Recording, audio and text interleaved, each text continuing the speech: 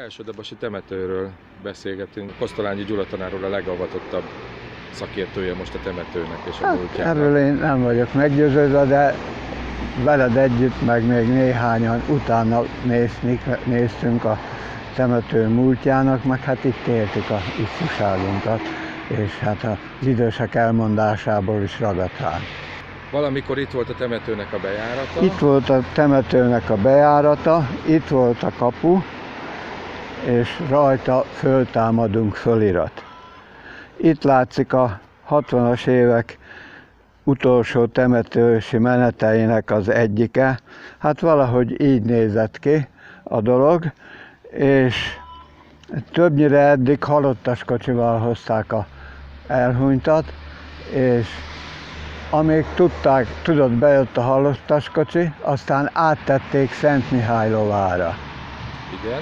Az ismerős? Nem. Nem? Az olyan, mint egy tragacs, csak nincs kereke, hanem 4 foggantyúja van, arra tették a koporsót, és legalább 4 férfi vitte aztán a megásott sír helyére.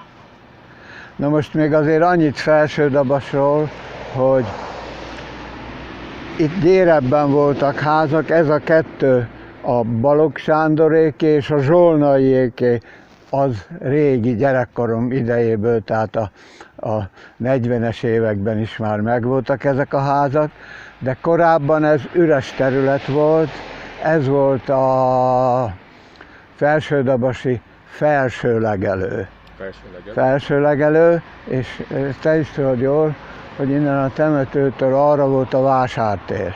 Igen. Tehát eléggé, hogy mondjam, más volt itt a kép, de érdekes módon az első katonai fölmérésen is szerepel már ez a temetőterület. Érdekes módon az a belső része, ami most is még temetőnek látható. Tehát régóta ki volt jelölve, párhuzamosan az ótemető az létezett, azt is a 60-as években számolták fel és osztották ki telkeknek. Tehát akkor a 2 temető párhuzamosan volt, de itt az első temetés 1800, majd látni fogjátok a síremléket, 1818-ban már megtörtént, hogy az volt az első, nem tudjuk, csak arról van síremlék. Sajnos regiszter nem készült, az egyházi iratokba valószínűleg, hogy ki lehet kutatni a temetési anyakönyvekből, hogy kiket temettek Felsődabasra, tehát itt a régen temetetteket, vagy az ótemetőt, azt lenne jó tudni, hogy mikor zárták le azt a temetőt, és kezdődött el itt a temetkezés, tehát 1818-ban már itt. Amikor bontották a temetőt, találtak kriptát is. Az ótemetőt? Az ótemetőt, találtak kriptát is, és a Gágány öcsi gyerekként fuvarozta ide a kriptába talált fémkoporsókat. És Zsilinszky Fannika kislány is ott volt eltemetve, állítólag a virág is megvolt, csak ahogy fölnyitották, akkor hullott le. Aztán itt a keresztől nem messze balra elföldelték, de nincs jele, hogy hova.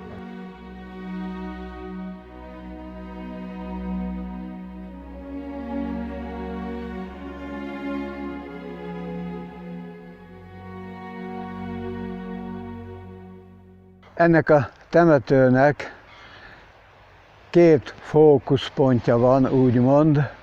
Az egyik a kereszt, a másik pedig a kápolna.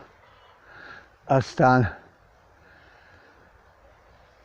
látszik, hogy szakrális hely tulajdonképpen, meg hát az eltemetettek mellett is többnyire a kereszt szerepel. Tehát ebbe a temetőbe római katolikusokat, zömében, aztán Felsődabason nem csak római katolikusok éltek, hanem reformátusok is. Van egy listám, még mielőtt meghalt egy néni, összeírtuk, hogy kik voltak, és vegyes házasságok voltak többnyire. Volt tiszta református, főleg tiszta római katolikus, de itt az volt az érdekes, hogy nem volt vallási feszültség. ez volt a szabály általában, lehet, hogy volt tőle eltérés, hogyha házaspárnak leánygyereke születik, az az anyja vallását, ha fiú, az az apja vallását követés, ezen nem volt semmi gond. Aztán néha átment a másik felekezet templomába, és a testvérek csak elkísérték, vagy részt vettek konfirmáción, vagy bérmáláson. Tehát ez egy összekovácsolt közösség volt. 1741-ben már Felsődabasként említik, Alsódabas még akkor puszta volt. Tudniillik, az akkori uraságoknak nem volt érdeke faluvá nyilvánítani, mert akkor nem kellett a császár felé adót fizetni, a magyar király a kamara felé nem kellett adót fizetni, és kiadták, de már itt 1716-ban templomocska állt Felsődabason. Pont ebből kifolyólag a templomot azoknak akkor építenek, ha vannak, akik oda járnak, meg akik fölépítik. Tehát templomocska állt, ahol a Pecsenyi Jóska lakik most. Még gyerekkoromban ott volt a nem téglából készült templom, hanem vályogból készülhetett, mert ott volt egy nagy halom vályog. Igen. Épület összedőlve. Líciumot szedtük össze. Tudod mi az? Nem. Nem. Hát olyan növény, amin ilyen hosszú levelei vannak, és a kacsák nagyon szerették, tehát gyerekeket nem szerettük csinálni. Húztuk le a kezünkből valami kosárba a líciumot, aztán otthon a nagyanyám összevágta egy kis korpát, és akkor a kacsák nagyon szerették vesztünkre. Tehát munkára neveltek ezzel is, és a temetőben, mind ahogy mondottam is, 1818-as az első síremlék, és a gyújtópontok körül nem akárkiket temettek. Tehát ha itt megnézzük, kancsárok, kecskések, tehát a falu köztiszteletben drozdikok, és nem akarom végül, és így tovább, mert nem akarok senkit megsérteni, hogy most így kapásból nem tudom mondani. Tehát a kereszt körül, de hát ez olyan dolog, hogy ha jártatok Jeruzsálembe, ott a keleti kapunál, ahol majd az arkangyal előjön és megfúrja a harsonát, hogy föltámadnak az emberek, oda nem csak a keresztények, hanem még a muszlimok is milliókat adnak egy sírhelyé, hogy elsők között támadjanak föl. Aha. Tehát feltámadunk, nem csak itt hiedelem, vagy hisznek benne, hanem máshol is hiszünk benne, hogy előbb-utóbb egy más dimenzióba, vagy itt létezünk majd tovább. Na hát, elgyomosodott, elgazosodott, itt végig sírok voltak, még a 60-as években a légi felvételeket meg lehet találni az interneten, egyszer a fiam megmutatta, azóta nem töltöttem le. Tehát látszanak a sírhelyek, hogy teljesen tele voltak, csak amikor híre ment, meg közhírré lett téve, hogy új temető nyílik és át lehet vinni a halottakat, sokan megijedtek, hogy ez föl lesz számolva, és ezért kivitték a halottaikat. Majd visszatérek még, hogy Felsődabason, hogy mondjam, hagyománya volt, hogy Budapesten meghalt a Kancsár József, akit még egyenlőre nem tudunk, hol van itt eltemetve, hazahozták.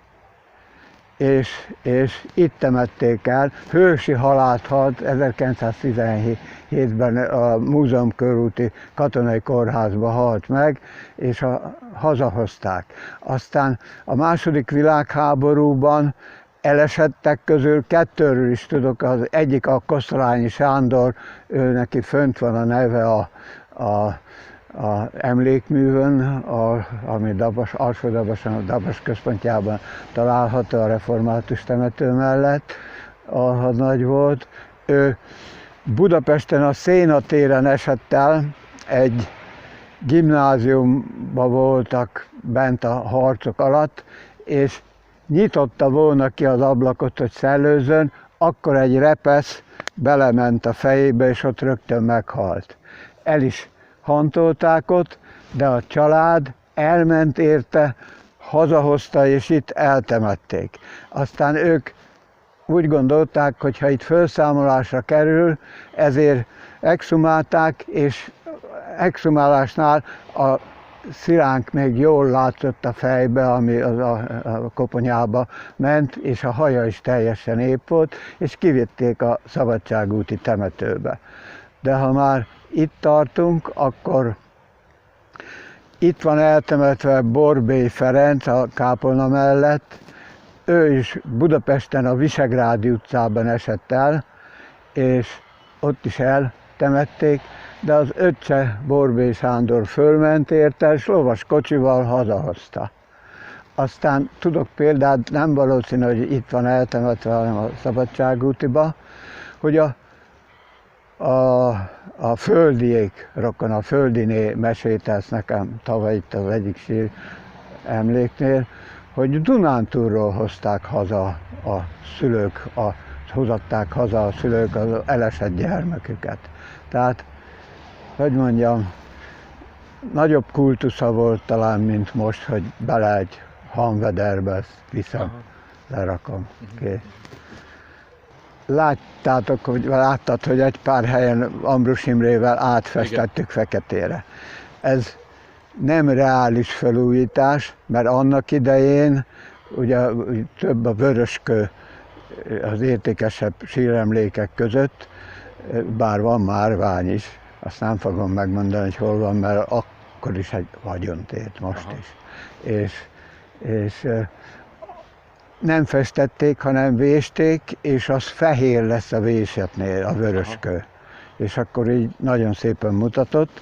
Hát ilyen felújítást itt a környékben élő restaurátor 25 000 plusz áfa síronként, hát erre egyenlőre nincs lehetőség, de azért szeretném, ha jó néhány értékesebb síremlék így kerülne felújításra, hogy ahogy akkor eredetiben volt. Talán, hogyha itt lehet látni, hogy ott van a madár, nem látom. Madár Józsefné. Madár Józsefnél, igen, Madár Józsefnél, Kaldenecker, Novák, hát ezek a családok is értek, vagy kötöttek ide, és hát a Madár nemesi család volt, és a sírboltukhoz majd hamarosan odaérünk, meg fogom mutatni, mint érdekességet.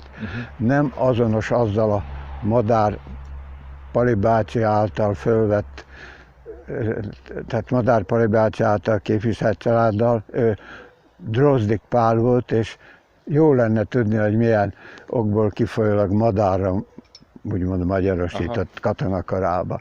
Ez egy videó látszik az interneten, föl van töltve, a korabeli híradókat meg lehet keresni, meg lehet nyitni, és abban benne van, ahogy a frontról filmre vették, meg a rádión keresztül üzent a szüleinek, akkor a Dabasi moziba le is vetítették, ahogy ő ott a poszton áll, meg minden megbeszél, úgyhogy itt akkor a felsődabasiak számára ez nagy esemény volt. Többen mentek el a moziba megnézni ezt a filmhíradót. Tehát ő Madár Pali bácsi volt? Ő a Madár Pali bácsi, ami egy előadásomban szerepelt is, az a híradó le van töltve valahol, PowerPoint-ba vagy valami hasonlóba. Tehát de akkor ő nem azonos, ő Madárral? Nem. De lehet, hogy van valami kötődés, anyai vagy valamilyen ágon, nem tudom. Egyébként a jellemző az ezekre a temetőkre, hogy kereszt van, vagy erre a temetőre majd mondom a sajátosságot, és néhány, nem sok, ilyen síremlék is van, mint ami itt látható.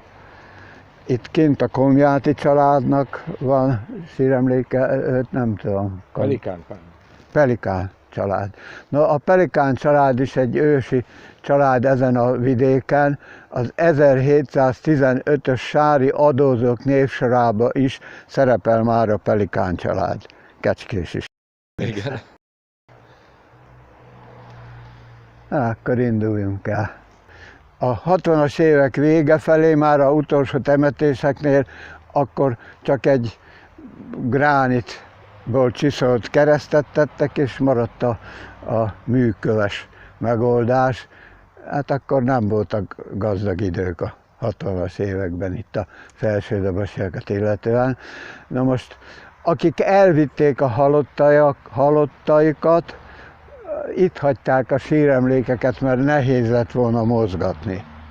És van, aki ahogy kivette, eldöntötte, aztán nem lett elegyengetve a sír. Mi a diákokkal, a szakképző központ non-profit Kft.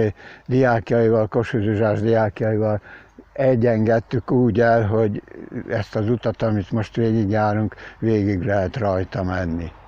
Majd. Na most itt is van egy ilyen síremlék, amit visszaállítottak. Elvitték a halottat az új temetőbe, Rápolti Jenőnek hívták, az akkori jegyzőnek a gyermeke, villamosmérnöki karra járt, egy kicsit követtem is őt, így lettem villamosmérnök, mert tetszett, hogy...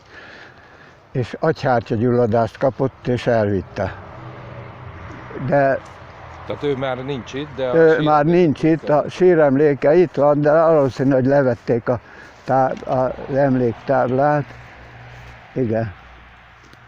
Itt volt, levették, tehát Rápolti Jenő síremléke, és református volt a család. A kehely. Igen. Megkaptam a családtól, ahogy jött ide a Karcsi bácsi,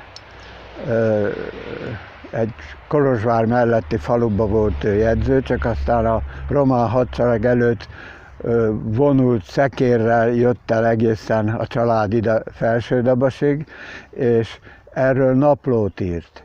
Tehát napi 25-30 kilométereket ment, és nagyon precíz naplót írt. Megkaptam a naplót, beszkenneltem, és nem én, hanem a segítőm, és utána visszaadtam, mert ehhez ragaszkodik a család, de a felsődobosi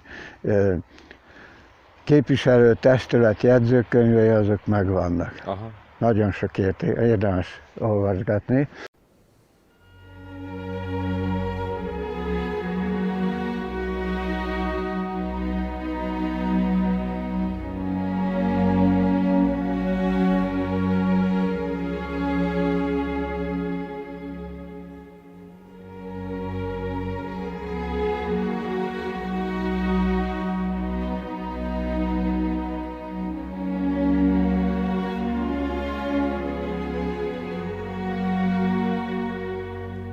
Itt egy szintén felsődobosi szempontból nevezetes személyiséghölgy lakik, Kancsár lánya, keresztnevére nem emlékszem.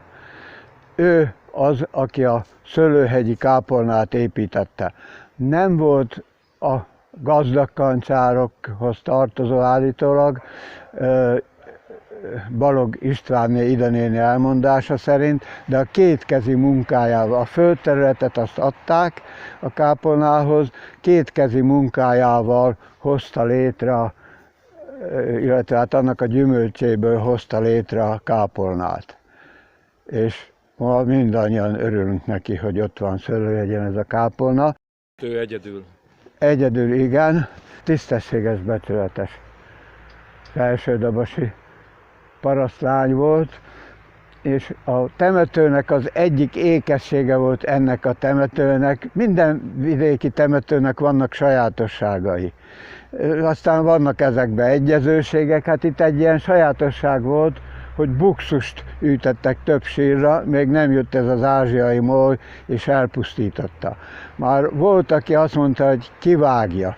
Kértem, hogy ne vágja ki, mert ugye többen gondolkodunk azon, hogy ez a temető maradjon meg ilyennek, mint amilyen volt, és hát ezért páran teszünk is, te is, Robi, és nem is keveset, és hát az az elképzelés, hogy ahol ilyen buxus volt, oda itt őshonos borókát ültetünk, Felsődavason borovicskának nevezik, hát ez száv neve a borovicska, a pálinka is onnan abból kétszer a bogyójából legalábbis felhasználják ízesítésre, és akkor egy kicsit a temetőkép olyan lesz, hogy örökzöldek lesznek, és talán annak itt nincs a természetes ellenség olyan, ami úgy tönkreteszi, mint a buxust. Tehát itt ez a gyenge kerítés azért megmaradt, hogy még ajtó is van rajta, csak hát már az nem nyílik. De talán nem is kell, mert a gyakori a drótkerítés volt. Igen.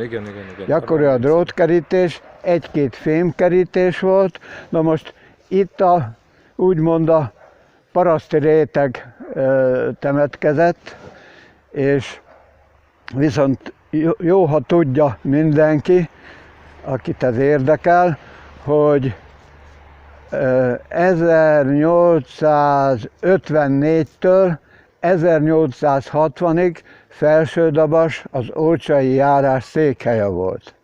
Ez azt jelenti, hogy a járásbíróság kivételével itt volt a szolgabírói hivatal, itt volt a pandúrparancsnokság, ezzel kapcsolatban is tudok egy-két dolgot mondani, és ha már és 6 évig volt ez a faramuszi helyzet, hogy az ócsai járásnak Felsődabas volt a székhelye.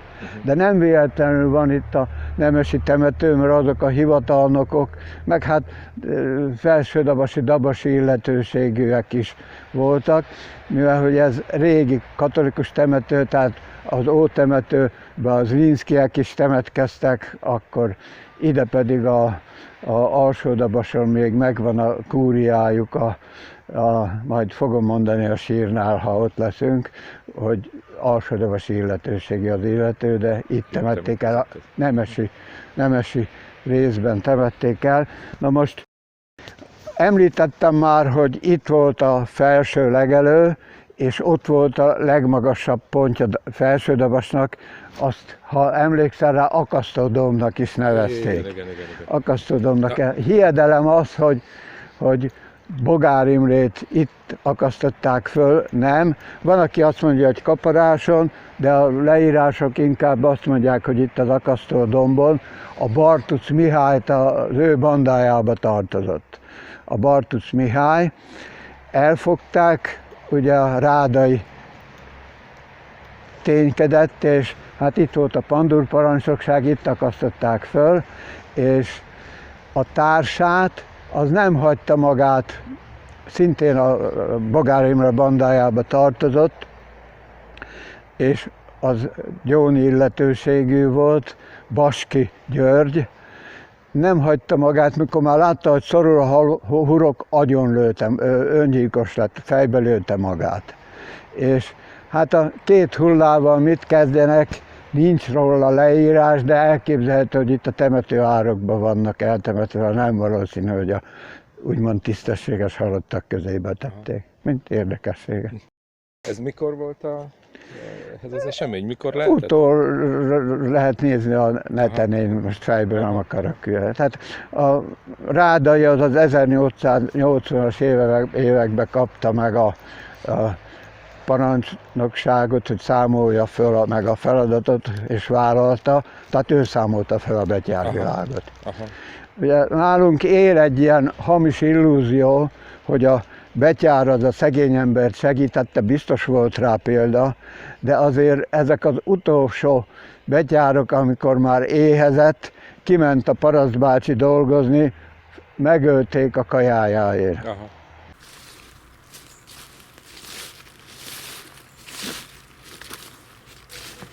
Falu egyik leggazdagabb családja volt, cséplőgépük volt, Hoffer traktor körmöket is föl tudta rá szerelni, és a szérükbe kapásból be tudtak menni. Nekem olyan iratom is van otthon, hogy ők talán nem úgy, tehát önerőből vehették, nem tudom, de volt olyan, hogy kölcsönt vett föl arra, hogy cséplőgépet és azt meghajtó tüzes gépet vesz, arra itt a felsődebasi gazdák által aláírt kötelezvénye volt. Itt a gazdák aláírták, hogy x éven keresztül nála fogják csépeltetni a gabonájukat, ő meg azt vállalta, hogy hány százalékot kér a csépelésért. Aha. Tehát léteztek ilyenek, hogy próbálkoztak, tehát anyagilag nem volt annyi, hogy kölcsönt vett föl, és gondolom, hogy a kölcsön elbíráláshoz is kellett, hogy legyen ilyen kötelezvény. Üzleti terv. Üzleti terv. Például a Gazsik Sándor az ingyenes szérűt biztosít ebben a nyilatkozatában a csépelendő gabonáknak. Örülök. Mi az a szérű? Ja, ahová megtermett a gabona, jó kérdés, megtermett a gabona, learadták, kévébe kötötték, és ott keresztbe rakták, ahol keresztbe várt a gabona arra, hogy hazaszállítsák. Volt egy terület, ahol aztán asztagokba rakták ezt, és úgy helyezték el az asztagokat, hogy a traktor, a cséplőgép, főleg a cséplőgép be tudjon menni az asztagok közé, és aztán ez a szérű, ahol ezek az asztagok helyezkednek. A cséplés tulajdonképpen az a terület, ahol a gabonát elcsépelték az erőgépekkel. A magokat kicsépelték belőle, igaz? A magokat? Magokat. A búzát? Igen, hát kemény dolog volt ez is, mert úgymond bandagazdák voltak itt a szegényebb emberek között is.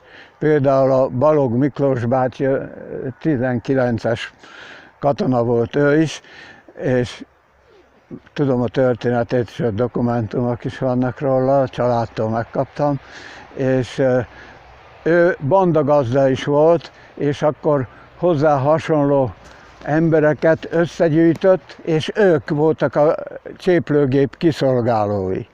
Na most a törekjük, az volt a büntetés, oda a fiatalabb gyerekeket vagy megszökik, vagy megszökik. Fönt már, akik az se volt veszélytelen, hogy a gabona ugyancsak gabonából készült kötéllel volt bekötve, de már a gépbe nem kellett, ezért egy késsel elvágta és adagolta a cséplőgépbe a learatott gabonát.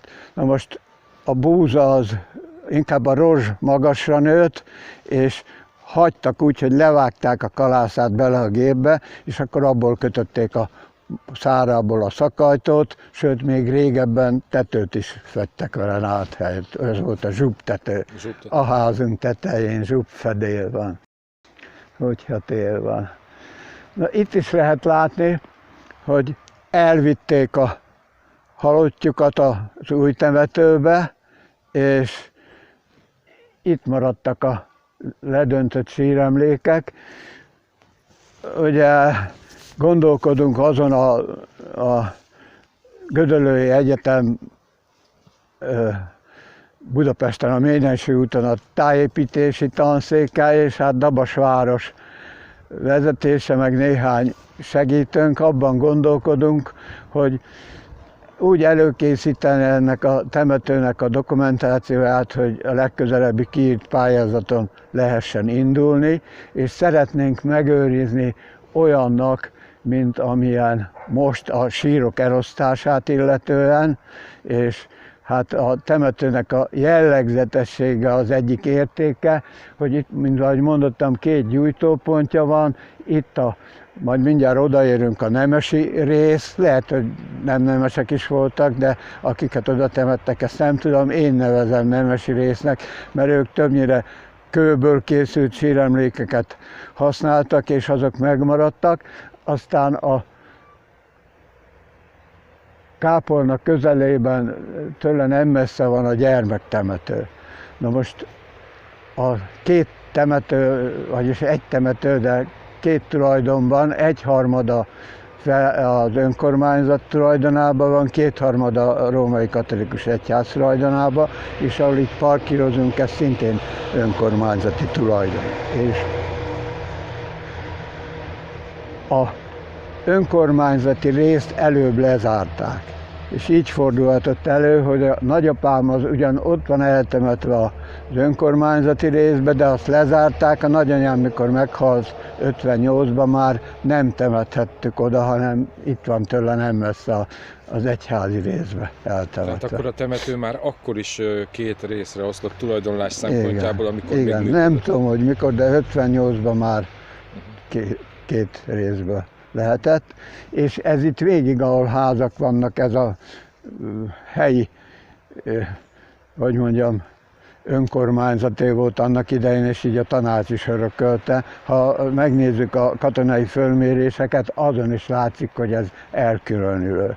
Tehát, ahol a házak vannak. ahol a házak vannak. De az a rész az temető volt egyébként, ahol a házak nem vannak? volt, csak egy kis része. Ott a másik utcánál, a Bojt utcánál, ott eltoltak, majd lehet látni a sírokat, és ilyen, mind az erdőben, amikor erdőművelés van, tehát lehet látni a dombot, hogy eltolták. Tehát azért építettek a sírokra. Tehát ott azon a részen voltak sírok. Azon a részen voltak sírok, mindegy, itt is benyúlik az önkormányzati területben néhány sír. Aha. Ugye a gyerekkoromban én nem emlékeztem, hogy itt a házak helyén lett volna sír. Nem de is hát akkor voltak. azért, mert nem is voltak. Hát olyasmi Gattyán Teréz. Ja nem, Ferenc. Ferenc. Gattyán Ferenc. Tehát akkor ők is kivitték a halottat, a kő pedig itt maradt. A kő pedig hát ellökték, mert ezt nem olyan egyszerű mozgatni, bár a tervben az szerepel, hogy az ilyen szanaszét heverő síremlékeket majd valahol összegyűjtjük, és szintén olvashatóvá tesszük a temető valamely pontján. A tájépítészek majd megtervezik, hogy ez azért kereshető legyen, és igen, nagyszüleim nyugszanak itt.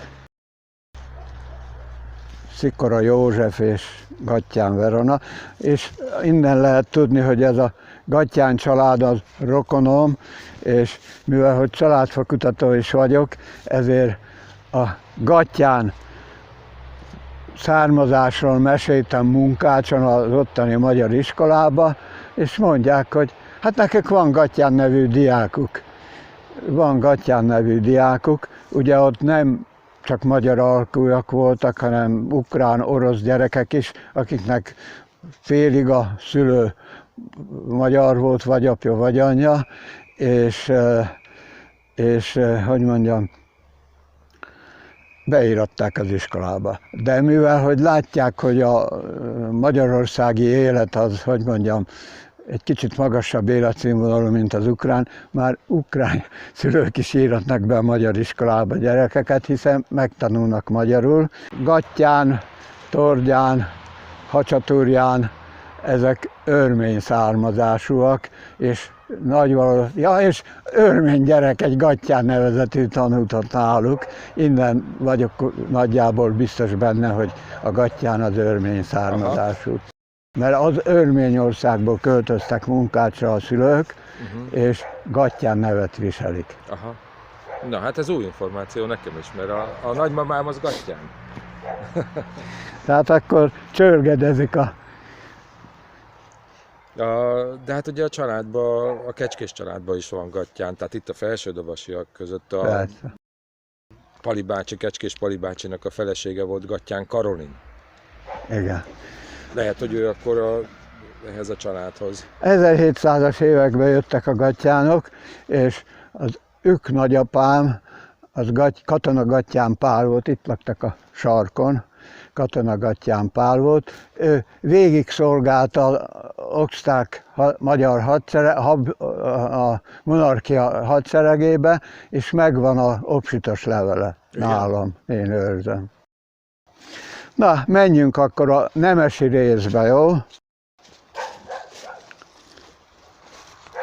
Tanár úr nem fázik? Nem. Ne fázzunk meg. Akkor fölhúzom. Ezt annak idején a diákokkal vágtuk, úgyhogy én jöttem onnan a kápolnától ebbe a dzsumbújba, és nem félve a kullancstól, nem is voltam nagyon fölöltözve, azért időnként megnéztem, hogy van-e, és a Józsa Feri az vágta, ilyen fölrakott a kaszájára ilyen bozótvágót, azzal vágta, a gyerekek meg hordták rakásra. Úgyhogy így, ez a turista út, ez így született.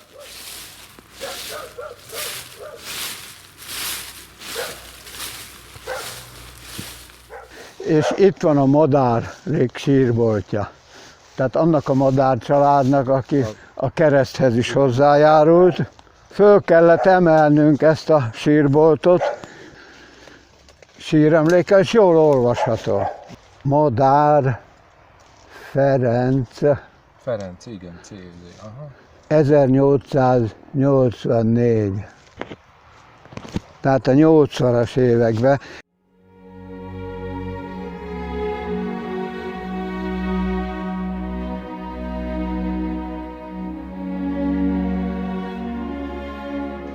Na most érünk a nemesi temetőnek a megmaradt részéhez, és ez hatásában is idézi erősen a múltat. Szucsánszky család, Bielek család, tehát ezek mind a Cagányi Laci rokonai voltak, mert a Cagányi Laci nagyanyja még 8-10 sírt gondozott itt ezeket. Hát rokonság egymás mellett, a gyermek is látszik, hogy ott van eltemetve. Ez a Zvolenszky család síremléke, Zvolenszky. Ugye ide betelepült szlovák ajkú népességnek a neveit az itteni magyar ajkú papok nem igen tudták kiejteni, sőt a felsődabasiak is úgy mondták a mrázt, hogy bráz. Hát a Zvolenszkyből így lett Volenszky, hogy a anyakönyvezés bediktálás alapján történt, hogy ez nehéz volt leírni, és lett belőle Volenszky. Zvolenszky az zólyomit jelent magyarul, tehát valószínű, hogy zólyomhoz kapcsolódik a család története valamilyen formában, és hát ennek is van története, hogy ez el volt dőlve, ez a síremlék. Itt a avarba, és ezt mi állítottuk föl a diákokkal, és ez éppen maradt. De nagyon soknak lehet látni, ami állt, letörték a kereszt részét. Állítólag olyan szekta tanyázott itt a kápolnában, meg szertart, akiknek ez a kereszt bántotta, tehát ők a fordított keresztet kultiválják inkább. Aztán mikor lezárták a másik temetőt, a önkormányzatit, akkor elkezdtek ide is gyermeksírokat. Itt egész a kerítésig előfordulnak gyermeksírok. Nagyon sok síremlék már csak a lyukka révén, vagy tavasszal a sírhely onnan ismerhető föl, hogy a hagymás gumós növények előbújnak, tehát kirajzolódnak olyan sírhelyek, ahol már nem tudnánk meg, hogy különben, hogy temettek valakit.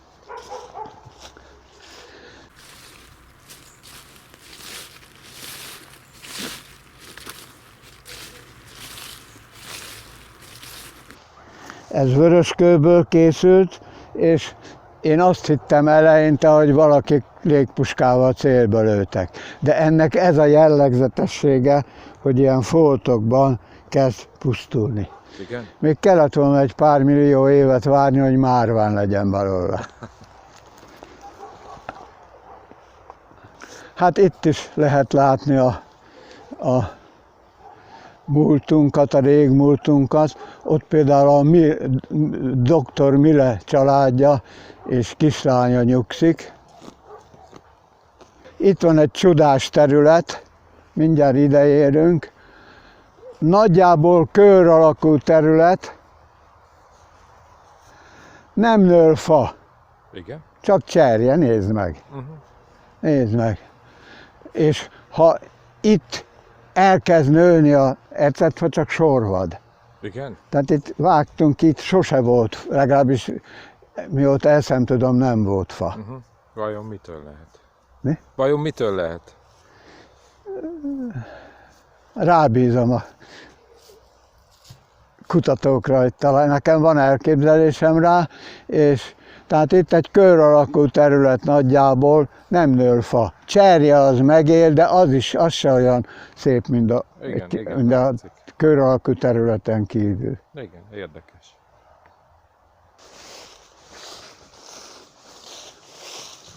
Most ismét Szucsánszky sír emlékhez fogunk érkezni.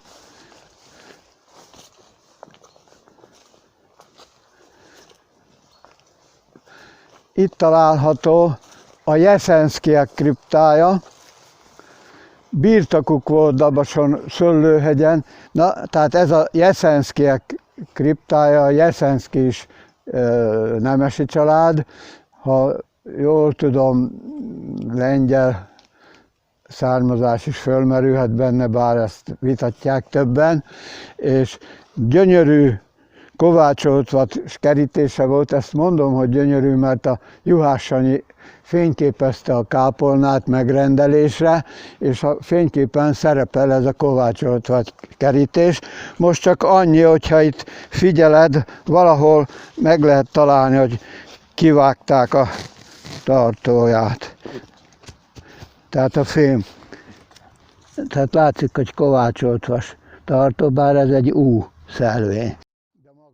És a Szucsánszky Gyula doktor és neje nem ezt érdemli, hogy így nézzen ki a sír emlékük. Tudniillik, a Felsődabasi templom tatarozására, meg a Felsődabasi egyházközség létrehozására 111 holt földet adtak a római katolikus egyháznak, 85 000 forintot is adtak a templom tatarozására.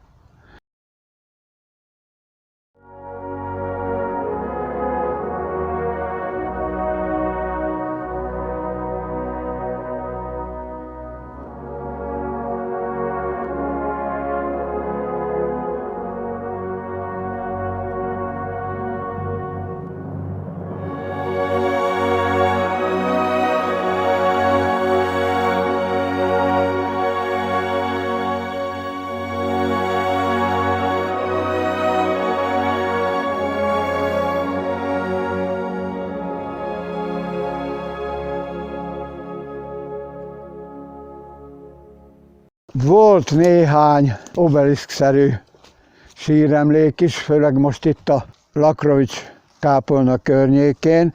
Voltak magasabbak is. Kicsit talán balra volt olyan magas, hogy így ingott, és a gyerekek rámentek hintázni. És a zsolnai házat láttuk a indulásnál. Az egyik zsolnai gyerek, a Jóskának azt hiszem az öccse, amikor hintázott, eldőlt ez a kő, és agyonnyomta. Tehát ezért van az, hogy többek között, hogy igyekeztünk a köveket stabilizálni, a 40 követ állítottunk föl, meg stabilizáltunk a diákokkal, 40 síremléket. Hogyha itt sétálunk, ez ne forduljon elő, de látom, hogy azóta is valami, az tényleg süllyedt, mert a függőlegestől kezd eltérni. Na most ezek a síremlékek itt rakásra voltak rakva, hogy viszik el földarabolásra. És az utolsó pillanatban még nem vitték el, ugye, sikerült megmenteni, és ezeket megpróbáltuk eredeti színébe visszavarázsolni, ezeket a síremlékeket. Tóriai, mondtam, hogy visszatérünk, a Tóriai családnak van ott is tagja eltemetve. Ezeknek Alsódabason még a kúriája létezik, remélem nem dőlt össze, és 48 év augusztus 22-én halt meg, életének 61. évében. Nem valószínű, hogy szabadságharcos volt. Állítólag volt olyan is, aki szabadságharc alatt halt meg, csak a síremlékét földolgozták egyéb célra. Na most itt van a legelső temetésről a bizonyíték, valamelyik síremléken, most nem tudom melyiken, ez is Bielek, 1818-ban már ide temettek, 1818-ban, és ugye Madács Imrét sokan ismerjük, hiszen tananyag is volt talán sokunk számára. A nagybátyja ide van eltemetve valahová ott a nemesi részben, Madács János, és az ő síremlékét is sikerült második házassága révén került Fölsődabasra.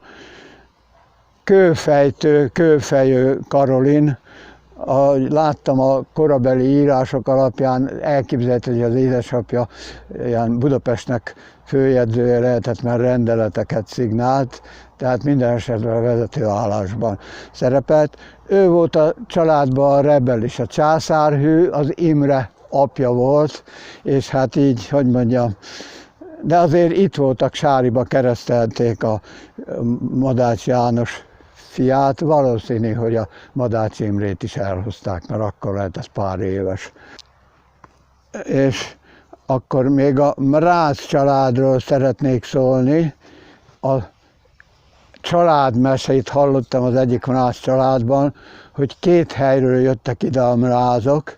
Az egyik ág az a Kassa mellől jött, a másik Pozsony mellől. Hát ez a nemesi ág úgy tűnik, hogy Pozsony mellől jött, és hát itt birtokbérléssel foglalkoztak, néhány száz holdat béreltek.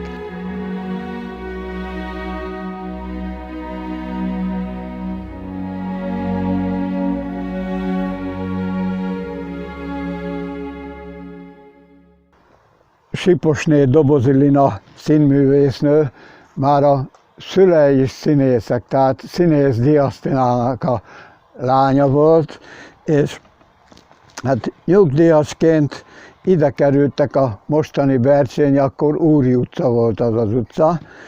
Ott, ahol laktak, meg is van a tábla, az volt az Úri utca 1. Igen. A Krisztián őrzi, és a társa, akivel itt lakott, ő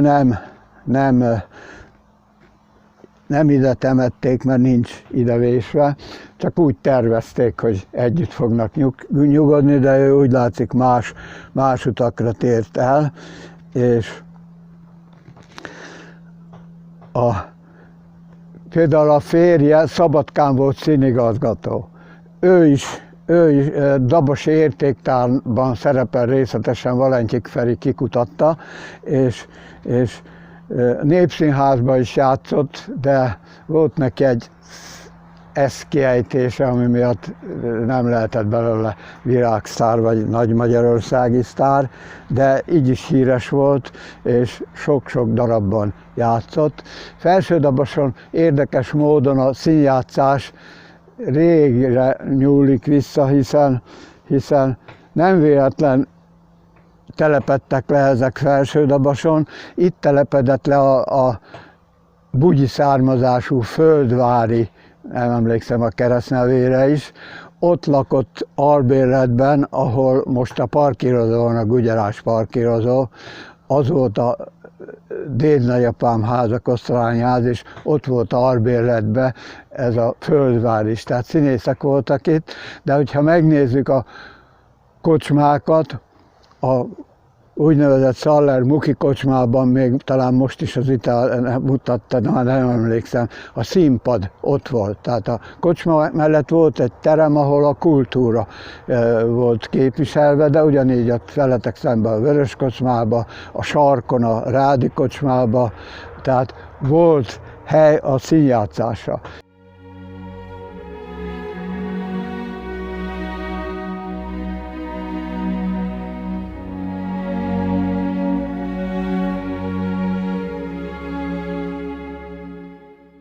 Tehát a Lakrovicsok francia főurak voltak, a francia forradalom, a Tintól megmenekülve jöttek Magyarországra, és hát Felsődabason telepedtek le. Az Úri utcában például ott van most Nemes kúriának mondjuk, gyerekkoromban Merényi kúria volt. Ott például Lakrovics lány volt a feleség, de szembelévő ház Lakrovics Teréz tulajdona volt, tehát Lakrovics lány tulajdona volt az is, és most pedig egy Lakrovics főtiszt, aki elhunyt pár évvel ezelőtt, a hamvait itt helyezték el, és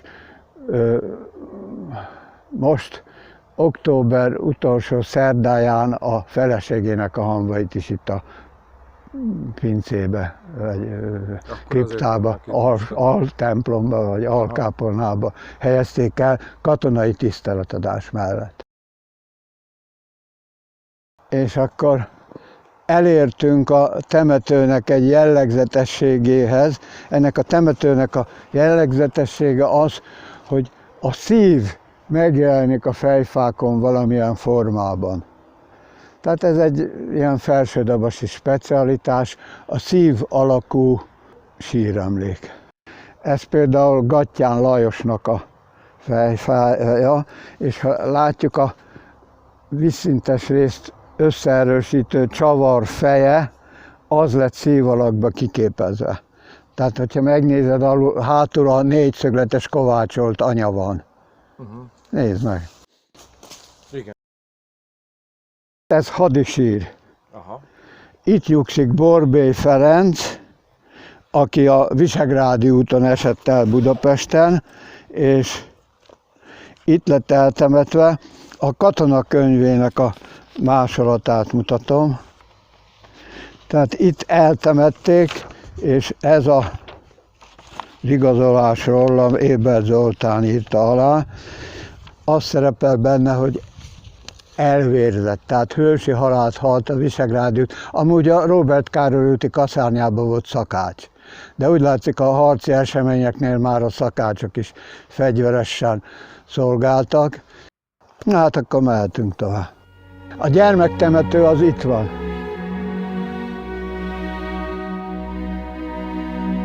A bátyám is itt nyugszik, egy napot élt.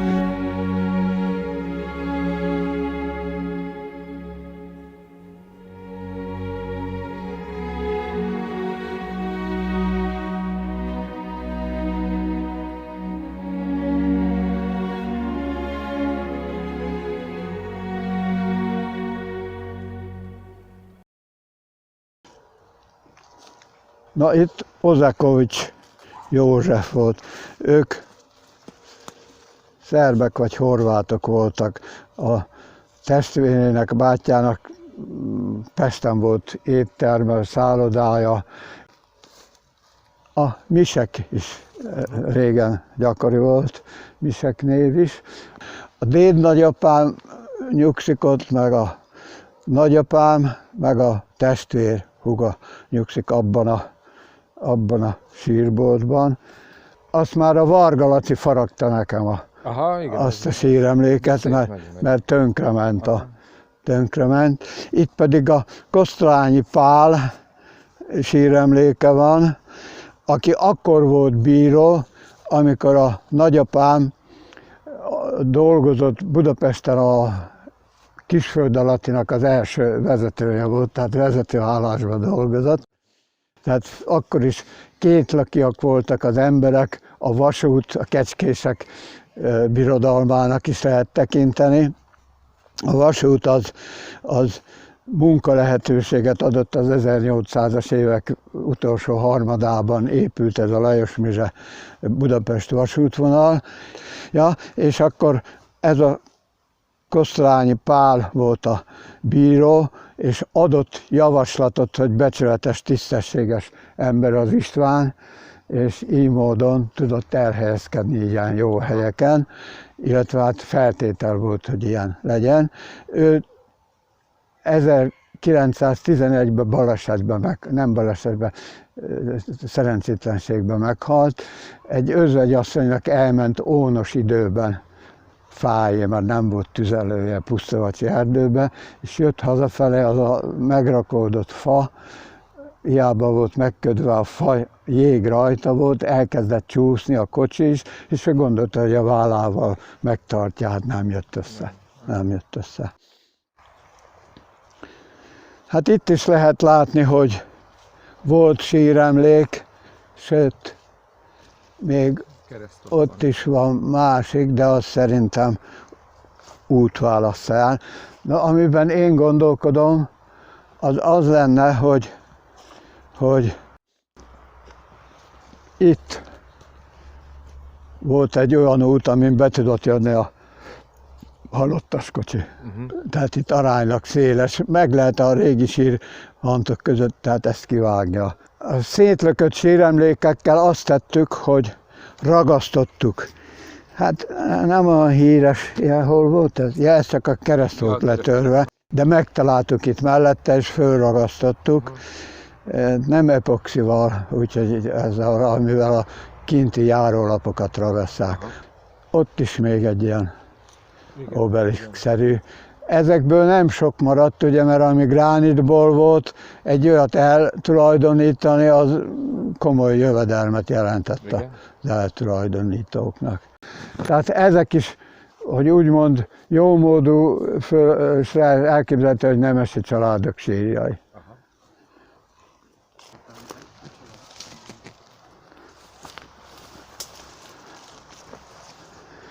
Itt nyugszik Nájman Samu, bécsi kereskedő.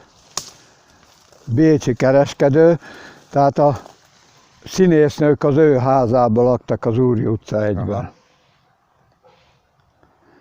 Nájman Samu. Ez lehetett a végrendelet, hogy így a temessék, mert már akkor létezett a másik temető is.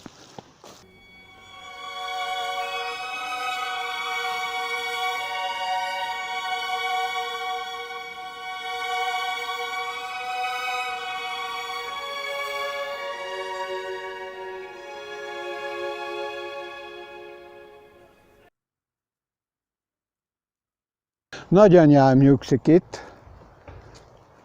aki 98 évet élt, szerint a fölirat szerint, én szerintem 96-ot, de akkor azt hittük, hogy ő sem tiltakozott ellene. 1860-ban született és 58-ban halt meg. Hát a születés az elképzelhető, hogy 62-ben volt.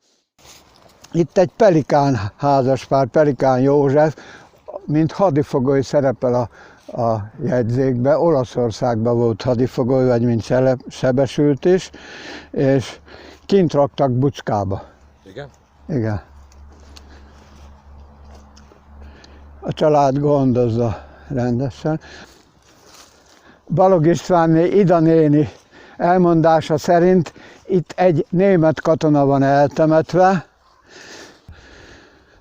Most vagy egy, vagy kettő volt, tehát határozott, tiszta elmével mondták, meg mondja még most is 92 évesen a Hajdú Istvánné, aki azt mondja, hogy ide temették a fa tövébe a másik német katonát.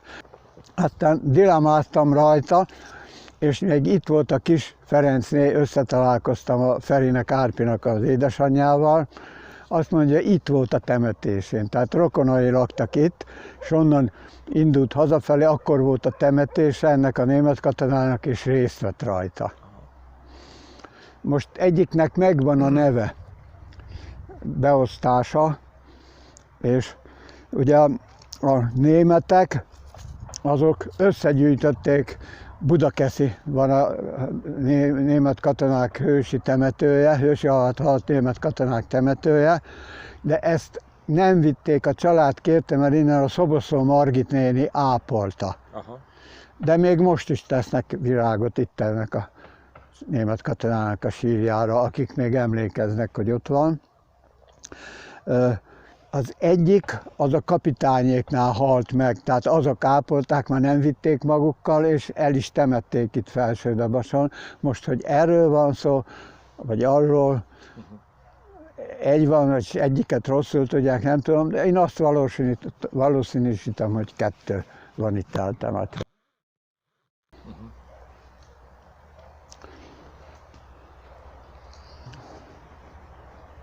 Na ez volt a jellemző azért, hogy a tehetősebb emberek, azok akác kerítés oszlopokkal és kerítés dróttal körbe kerítették.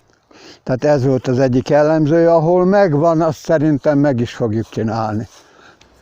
Amikor én elkezdtem ezzel a dologgal foglalkozni, akkor kaptam a Feldman Lacitól egy könyvet, ezt a könyvet kölcsönbe, most újból elkértem, és Böjte Csaba írta, a Fehér Szív útja. Ő ilyen elképzelést ír le, és tehát valósulnak meg ilyen fehér szív utak, például a Gellérthegyi sziklatemplomból le a Ferenciek teréig, ha jól tudom, és most ami nagyon érdekes, az ide jön, és talán ezzel fejezzük be.